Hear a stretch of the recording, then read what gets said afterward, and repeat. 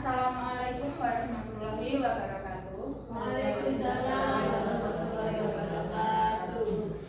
Terima kasih Ibu Guru SDN Bulusari 1 karena sudah meluangkan waktu untuk saya yang akan berbagi praktik baik hasil dari decode coding saya. Nah, di sini hari ini nanti kita akan belajar tentang berpikir komputasional, konsep dasar kecerdasan artifisial, dan pemanfaatan konsep dasar artifisial dalam kehidupan sehari-hari.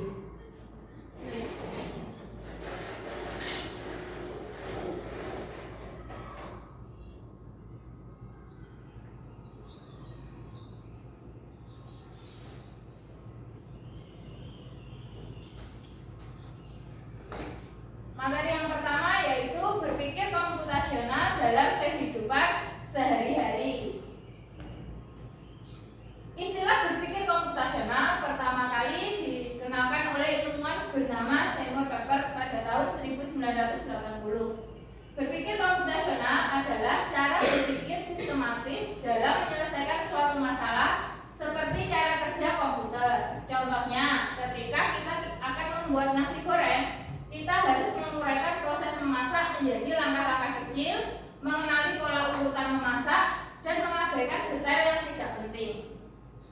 Manfaat dari berpikir komputasional yaitu yang pertama, membantu menyelesaikan masalah dengan teratur, membuat pekerjaan lebih mudah dan efisien, melatih kemampuan menganalisis, mendorong ide-ide baru dan kreatif, serta membantu kerjasama tim. Karakteristik berpikir komputasional yang pertama, bukan tentang menghafal, tetapi tentang cara berpikir. Yang kedua, bukan hanya untuk belajar komputer, tetapi bisa dipakai dalam kehidupan sehari-hari. Yang ketiga, menggabungkan ide-ide kreatif dengan logika. Dan yang keempat, bisa dipelajari oleh siapa saja dan di mana saja. Prinsip berpikir komputasional itu ada 4. Yang pertama, dekomposisi atau penyelesaian masalah, pemecahan masalah. Yang kedua, pengenalan pola. Ketiga, abstraksi. Dan yang keempat, algoritma. Dekomposisi artinya membagi masalah besar menjadi bagian-bagian kecil agar lebih mudah dipahami dan diselesaikan. Contohnya, merencanakan presentasi. Apa saja yang harus dipersiapkan? Yang pertama, mencari informasi. Yang kedua, menulis isi presentasi. Yang ketiga, membuat slide presentasi. Dan yang keempat, latihan berbicara. Pengenalan pola. Pengenalan pola berarti mengidentifikasi kesamaan atau pola dalam berbagai permasalahan untuk menemukan solusi yang dapat digunakan kembali. Contohnya, pada hari Senin kamu memiliki jadwal pelajaran matematika jam pertama. Jadi, setiap hari Minggu malam kamu menyiapkan buku matematika, begitu seterusnya. Abstraksi. Abstraksi adalah kemampuan untuk mengambil informasi yang penting saja dan mengabaikan yang tidak perlu. Contohnya, saat membaca soal cerita matematika, kamu cukup fokus pada angka dan pertanyaan yang penting saja agar mudah diselesaikan. Algoritma. Algoritma yaitu menyusun urutan langkah-langkah, instruksi ataupun prosedur yang sistematis untuk menyelesaikan suatu masalah tertentu. Di sini contohnya membuat mie instan. Jadi sebelum membuat mie instan kita harus menggunakan langkah-langkah yang tepat. Selain itu ada contohnya itu sebelum mandi. Nah, ketika kita mau mandi, apa yang dilakukan pertama kali? Melepas baju. Terus ada lagi mengambil handuk. Nah, itu kita pelaksanaan atau proses mandi dilaksanakan secara berurutan, harus urut, karena kalau tidak urut gimana? Misalkan kita mengambil gayung terlebih dahulu dan menyiram, tapi kita belum melepas baju atau mengambil handuk, bisa atau tidak Bapak Ibu? Bagaimana? Apa yang terjadi? Basah. Ya, jadinya basah semua. Jadi algoritma itu harus dilaksanakan secara berurutan. Nah, kecerdasan artifisial dalam kehidupan sehari-hari. Sebelum saya menerangkan kecerdasan artifisial dalam kehidupan sehari-hari, saya akan memberikan contoh terlebih dahulu dari prinsip berpikir komputasional tadi. Nah, yang akan saya contohkan itu pengenalan pola. Monggo dua orang yang mau menjadi bermain peran di sini. Dia tunjuk aja. Gak mesti sama Bu Vita ya. Pas. Tentunya sama. Nah, di sini Miss Lia Bu Lia sebagai robotnya, sedangkan Bu Vita yang memberikan instruksi. Nah, di sini Bu Lia sebagai robot akan mengambil remote yang ada di depan sini. Nah, Bu Lia posisinya di sini terlebih dahulu. Nah, silahkan Bu Vita memberikan instruksi atau langkah-langkah. Misalkan maju 1 langkah, maju 2 langkah. Oh, suaranya Bu Vita habis ini ganjel Bu Lia ya. Bu Lia, ini antara ya Bu Lia. Kita lagi batuk. Oh iya. Nah, jadi nanti misalkan Bu Lia sebagai robot ya. Nah, Bu Lia sebagai pemandunya. Di situ mengarahkan robotnya ini agar sampai ke tujuan sana, yaitu mengambil remote. Jadi misalkan dari posisi sini maju 3 langkah atau maju 4 langkah. Matanya sambil ditutup ya, Bu Lia. Ya, pakai tangan nggak? Nah, silakan Bu Lia untuk memberikan instruksi. Maju ke depan. Berapa langkah? 5 langkah. 1, 2, 3, 4, 5. Terus Maju 3 langkah. 1, 2, 3. Maju 1 langkah. 1. Sama. Maju 1 langkah. nah, apa yang terjadi jika instruksi yang diberikan itu tidak sesuai? Menabrak. Ya, akan menabrak. Nah, jadi diulangi lagi.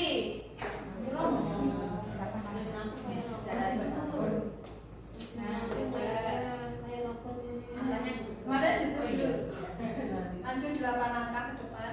1, 2, 3, 4, 5, 6, 7, 8. Nah, sekarang coba raba di depan apakah sudah sampai? Sudah. Nah, ya, ketemu. Jadi kita harus memberikan instruksi yang sesuai. Nah, itu salah satu contoh dari pengenalan pola. Karena ini ruangannya terbatas, bisanya jalan lurus ke depan ya. Kalau misalkan ruangannya luas, bisa misalkan hadap kanan maju 2 langkah, hadap kiri melangkah ke kanan, seperti itu bisa. Nah, itu contoh. Gimana?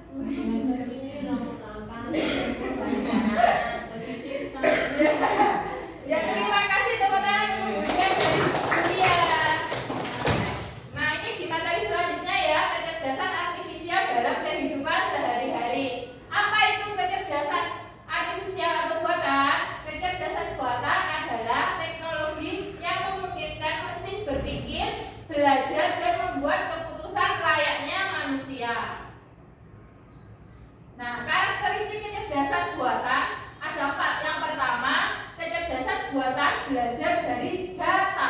Jadi, kecerdasan buatan itu belajar dari data yang kita masukkan. Yang kedua, kecerdasan buatan mampu beradaptasi dan meningkatkan performanya. Ketiga, kecerdasan buatan bekerja berdasarkan algoritma dan model prediktif. Dan yang keempat, kecerdasan buatan mampu mengenali pola dan membuat keputusan secara otomatis.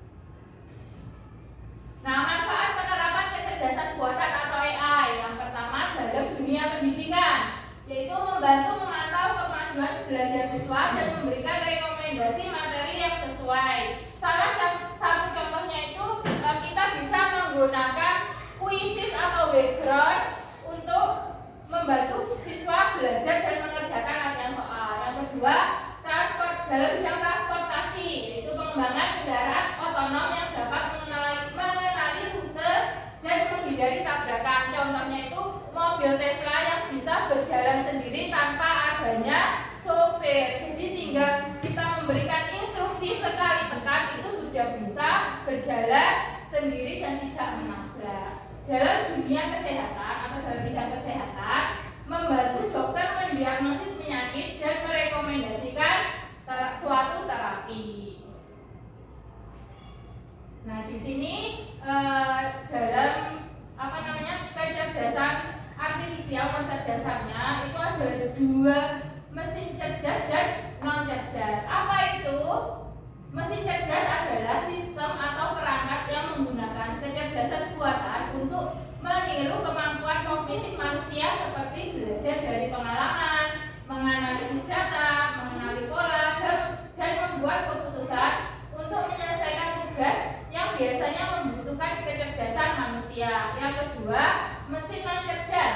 Mesin non cerdas adalah perangkat yang hanya menjalankan perintah berdasarkan program tetap dan tidak memiliki kemampuan untuk belajar, beradaptasi atau membuat keputusan sendiri.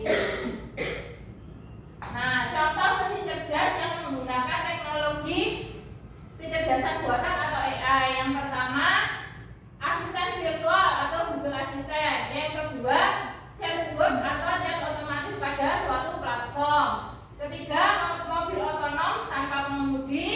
Keempat, ChatGPT.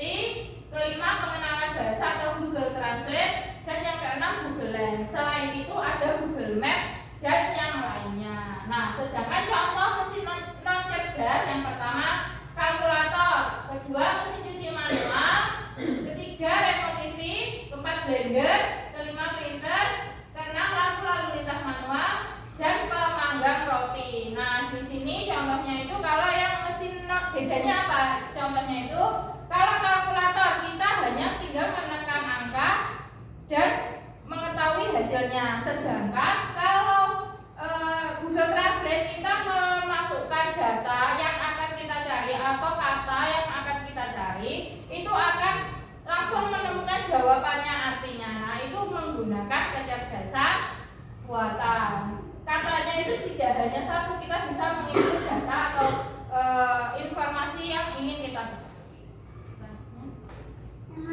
Nah, cara kerja kecerdasan buatan atau AI, yang pertama masukan atau input, kedua proses dan yang ketiga luaran atau output. Nah, di sini maksud dari masukan itu kita menginput data terlebih dahulu yang akan kita cari, lalu diproses oleh suatu programnya AI itu yang menggunakan teknologi AI dan akan memberikan keputusan atau hasil dari informasi yang akan kita cari. Nah, keterbatasan dari kecerdasan buatan itu yang pertama, kurangnya pemahaman mendalam, kreativitas, empati, dan akal sehat seperti manusia. Yang kedua, bias yang dapat muncul dari data pelatihan yang tidak mewakili. Ketiga, ketergantungan pada data yang besar dan berkualitas buruk. Dan yang keempat, potensi menghasilkan output yang tidak akurat atau tidak relevan jika datanya salah. Nah, etika kecerdasan buatan. Etika kecerdasan buatan adalah seperangkat prinsip dan nilai moral yang mengatur pengembangan dan penggunaan AI agar bertanggung jawab, aman, transparan, dan bermanfaat bagi masyarakat.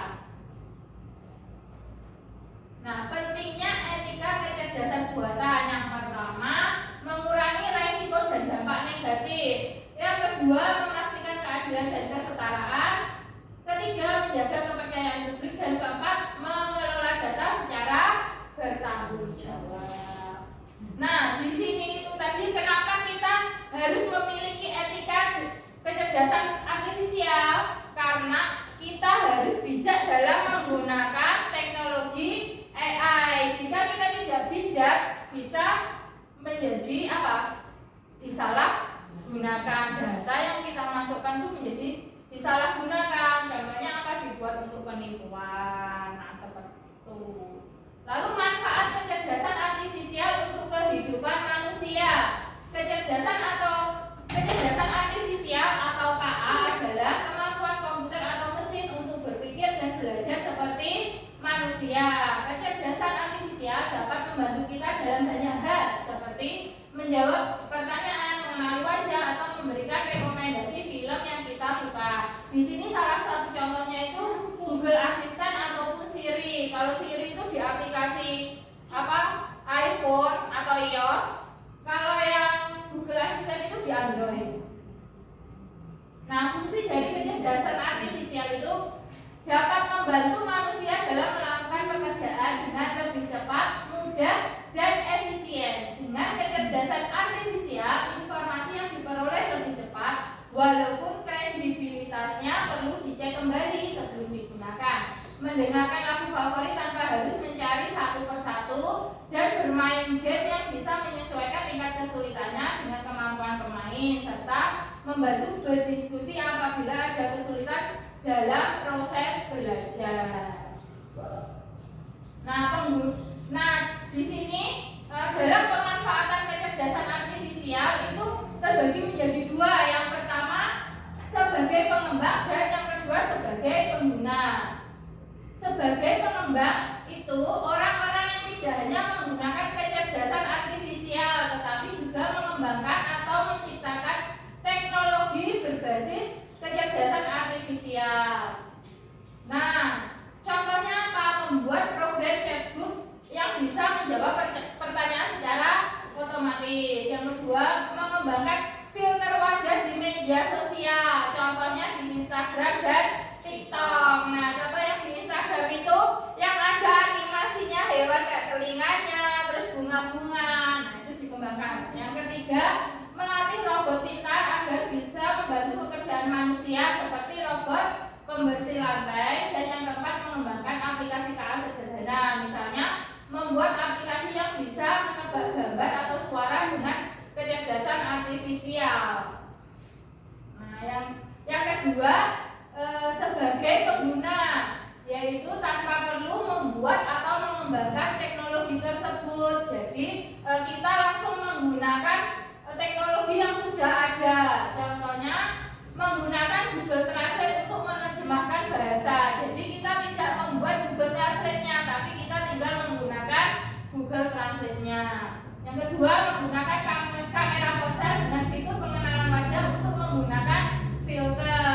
Yang ketiga, memainkan game dengan lawan AI.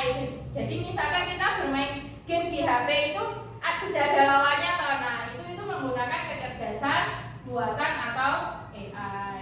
Nah, di sini materi yang saya sampaikan sampai di sini terlebih dahulu. Nah, sebelum itu saya punya pertanyaan untuk ibu-ibu yang bisa menjawab, bisa angkat tangan nggih.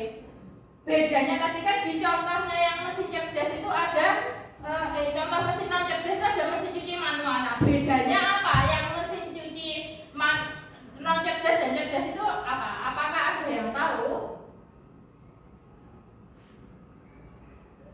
Apa? Bu Wiwit? Kalau mesin cuci itu kita merintah mesin cucinya dulu baru jalan. Ya, terus? Kalau yang mesin cerdas Ya. itu secara otomatis seperti itu. Iya, benar. Tapi maksudnya bedanya apa? Mesin cucinya yang bagaimana? Saya. Ya. Yang satu tabung, yang dua tabung. Nah, ya itu bisa jadi yang satu tabung dan dua tabung. Tapi ada bedanya lagi Bu. Kalau yang dua tabung itu kita perlu step by stepnya atau tahap-tahapnya. Iya. Jadi pertama masukkan baju, kita mengisi airnya dulu. Nah, setelah mengisi air kita harus membuang airnya terlebih dahulu. Jadi prosesnya itu kita lakukan secara manual. Nah, kalau yang satu tabung itu ada yang cerdas dan non cerdas. Contohnya apa? Kalau yang satu tabung itu ada yang sekali pencet tapi belum bisa mengatur air, terus waktu itu, jadi masih termasuk di yang non cerdas. Tapi kalau yang sudah langsung mengkun, misalkan kita memasukkan baju itu cuma 10 lembar ya, 10 potong baju. Nah, itu airnya, menitnya, ngeringkannya berapa menit itu sekali jalan itu ya itu termasuk yang mesin cerdas. Selain itu ada lagi yang mesin cuci yang tidak perlu kita tombol. Jadi kita cuma masukkan mesin cuci bajunya di mesin cuci, tinggal tutup toh. Habis itu kita ngobrol langsung, bicara pakai HP itu langsung diproses. Itu sudah menggunakan teknologi AI. Ya, ini juga sekarang sudah mulai dikembangkan. Itu contohnya ya Bapak Ibu. Nah, lalu untuk yang ini sebagai pengembang dan pengguna, ada yang tahu contohnya kalau sebagai pengembang itu seperti apa? Kalau pengembang, contohnya itu membuat game. Jadi misalkan membuat permainan pakai aplikasi. Kayak saya kemarin kan membuat media pembelajaran interaktif melalui Scratch, aplikasi Scratch. Ya, itu sebagai pengembang. Kalau pengguna, contohnya Bapak Ibu sudah melaksanakan di kehidupan sehari-hari. Contohnya menggunakan Instagram, foto pakai filternya Instagram. Nah, itu sebagai pengguna. Sampai di sini dulu materi yang saya sampaikan. Apakah ada pertanyaan atau mungkin yang belum dipahami Bapak Ibu? Sudah paham semua? Hanya karena nanti kita membuat game, jangan-jangan ada pengaruhnya dengan anak-anak. Nah, bagaimana? Nah, makanya kita sebagai guru harus bijak Bu, jadi dalam membuat game yang akan kita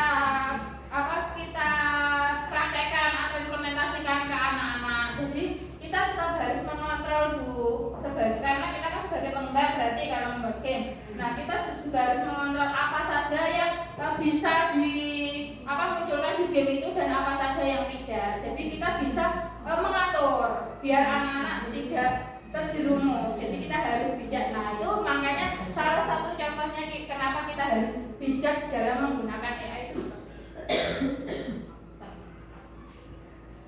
Nah, terus Bapak Ibu kan juga sudah punya anak di rumah ya. Nah, itu kita juga harus mengontrol anak-anaknya kita itu apa yang kan sudah punya HP ya rata-rata. Nah, apa yang dicari atau penggunaan HP-nya seperti apa, kita harus bijak. Jadi kita harus memberikan nasihat atau memberitahu kalau hal ini tuh baik atau tidak. Jadi anak itu bisa bijak bersosial media. Karena apa? Kalau kita tidak bijak bersosial media, data kita itu bisa bocor. Contohnya itu malah kan filter yang kita upload wajah, ya upload foto, jadi wajah kita langsung ada jadi Gemini AI namanya. Nah, itu sebenarnya itu sedikit bahaya. Karena apa? Kemarin itu ibu fasilitator saya, yang ibu materi saya itu menggunakan sekali. Ternyata datanya itu langsung diambil dari foto Facebook, digunakan oleh orang lain untuk menipu. Ya, jadi disalahgunakan. Jadi makanya kita harus bijak. Karena apa?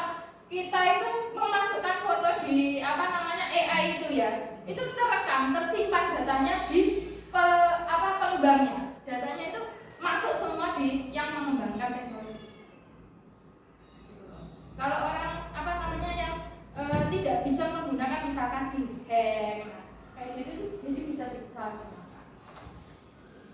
Nah, ini nanti materi yang sudah saya sampaikan, saya berharap Bapak Ibu saged mengimplementasikan sedikit-sedikit ke peserta didiknya, mulai mengenalkan. Karena kedepannya di pembelajaran kita itu nanti sudah ada materi coding dan kecerdasan artifisial. Nah, saat ini yang ada itu di kelas 5 terlebih dahulu.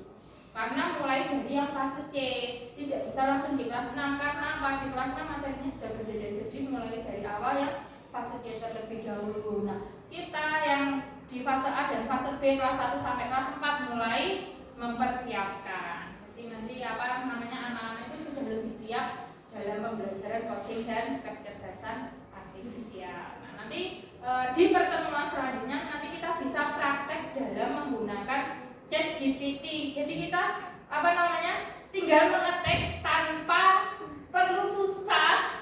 Misalkan mau presentasi atau mencari bahan ajar, itu langsung muncul Bapak Ibu.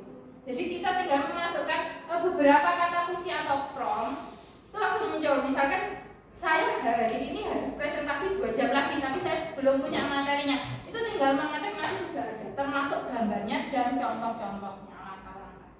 Jadi lebih mudah, tapi kita juga harus lebih bijak. Apakah ada pertanyaan lagi? Pas, betul. Jika tidak ada, saya akhiri informasi yang saya bagikan hasil dari di kelas saya. Semoga bermanfaat ya bagi ibu di kehidupan sehari-hari maupun saat pembelajaran. Terima kasih. Wassalamualaikum warahmatullahi wabarakatuh. Waalaikumsalam.